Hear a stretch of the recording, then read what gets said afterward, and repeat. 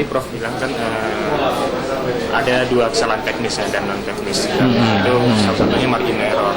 Sementara kemarin Persepi sudah mengaudit SMRC dan LSI, itu indikator tidak ada masalah dalam hal metode atau itu bagaimana?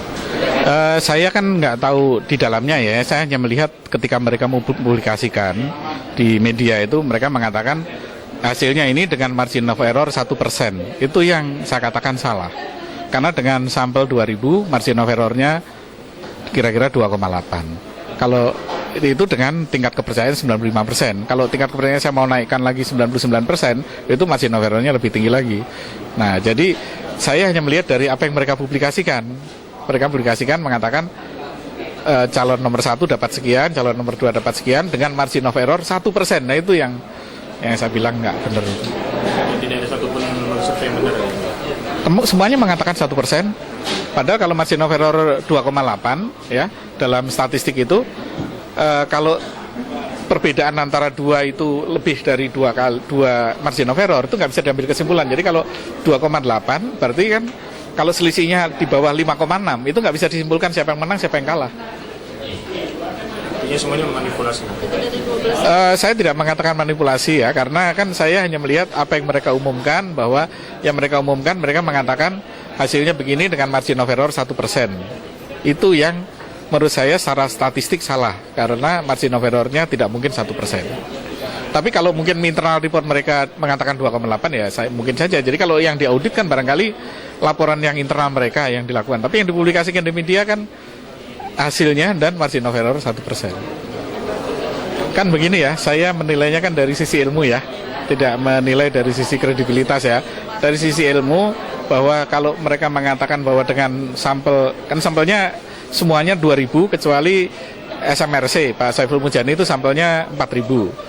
Dengan 4000 pun margin of errornya masih 2,02%. Kalau mau margin of errornya 1% itu perlu sampel 10.000 sampai 15.000. Tidak mungkin dengan sampel 4.000 margin of errornya segitu.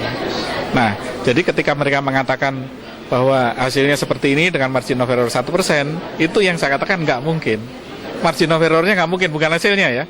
Margin of error 1% itu nggak mungkin. Nah, terserah kemudian orang bisa menduga-duga.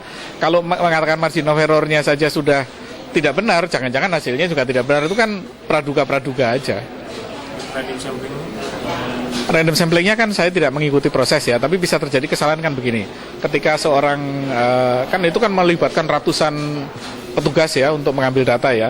Ketika mereka turun ke tempat yang mereka harus sampel, kadang-kadang kan ada saja misalnya petugas yang nakal, misalnya karena jauh dia malas.